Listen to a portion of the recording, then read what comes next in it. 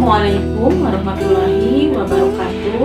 Bertemu kembali bersama keluarga Samara yang tentunya di Orang Kampung Channel. Pada pagi hari ini kita masih membicarakan terkait saudara-saudara kita yang ada di Palestina.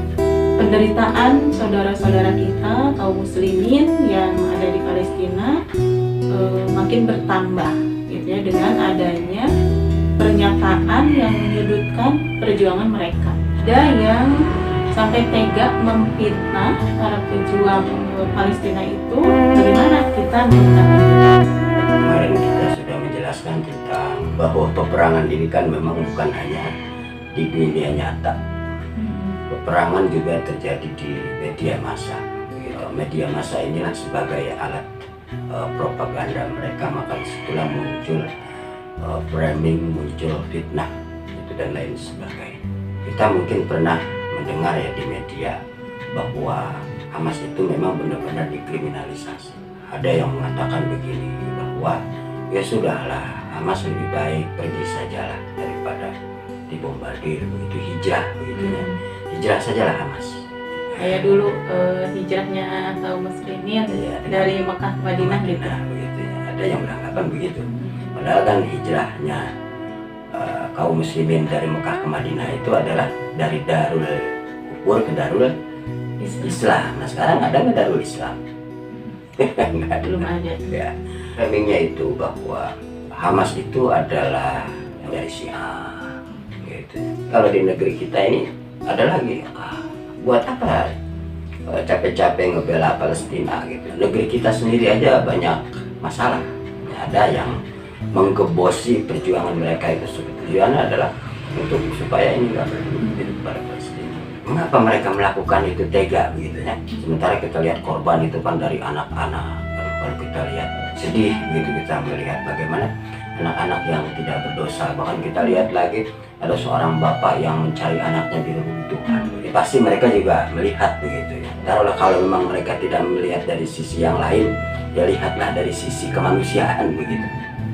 Nah, bisa jadi mereka ini kan yang membuat fitnah, membuat framing, mengkriminalisasi itu kan bisa jadi satu, mereka tidak paham, nggak paham tentang fakta Palestina dan Zionis itu seperti apa dahulunya, bagaimana begitu, mengapa terjadi peperangan, mengapa terjadi genosida atau pembantaian begitu. Bisa jadi mereka nggak paham, mereka hanya nonton, menyaksikan dari media-media mereka, Media Zionis ya. Yang kedua, bisa jadi mereka membuat framing, membuat fitnah itu karena memang sengaja dibayar. Kesana. Ya, orang-orang bayaran begitulah. Nggak ada bedanya dulu pada masa zaman company Belanda atau film Jaka Sembung begitu. Mereka gitu ya. Dibayar, orang-orang bayaran begitu. Ya karena kan begini. Ya memang sengaja mereka kan orang Zionis itu membuat propaganda. Saya pernah baca itu namanya Hasbara. Tujuan Hasbara ini adalah untuk membuat image bahwa Israel atau Yahudi ini adalah sebagai korban dari Palestina. Tujuannya adalah menyerang siapa saja yang anti terhadap Israel. Yang kedua, menanamkan kepada masyarakat supaya masyarakat itu bersimpati kepada Yahudi. Yang ketiga, menyerang atau mengkritik siapa saja yang peduli kepada saudara-saudara kita Palestina. Masih kan nggak heran ketika ada sebuah aksi peduli Palestina gitu ya, ada orang-orang yang komen begitu ya, wah kalau memang bela Palestina ya pergi saja ke Palestina, jangan keluar-keluar, jangan teriak-teriak gitu. Ada kan begitu, itu adalah orang-orang baik. Nah ternyata propaganda mereka itu dipatahkan. Terbukti bahwa saat ini banyak, ternyata di negeri-negeri muslim itu tidak terkena buayan propaganda itu. Bukti dengan banyaknya aksi-aksi peduli-peduli Palestina di setiap negeri begitu kan, apalagi di Amerika gitu ya, sebagai kembangnya kapitalis. Nah begitu juga ternyata di Yahudi sendiri, masyarakat Yahudi sendiri itu mendemo ya, mendemo perdana menterinya sendiri gitu ya, Netanyahu ya. Jadi propaganda mereka itu tidak berhasil. Jadi kan karena memang propaganda Zionis itu memang luar biasa di media massa, ya maka kita harus berhati-hati dalam bermedsos. Dari mana sumbernya, Ya jadi beginilah, memang ketika Islam itu tidak diterapkan, ya malah sekarang ini kan kita hidup dalam sistem di mana sistem kebebasan, di mana kebebasan berpendapat, kebebasan berperilaku, kebebasan bermedsos begitulah ya. Jadi fitnah itu muncul dan dibiarkan begitunya tanpa ada tabayun dan lain sebagainya. Fitnah itu diciptakan begitu, seperti pabrik.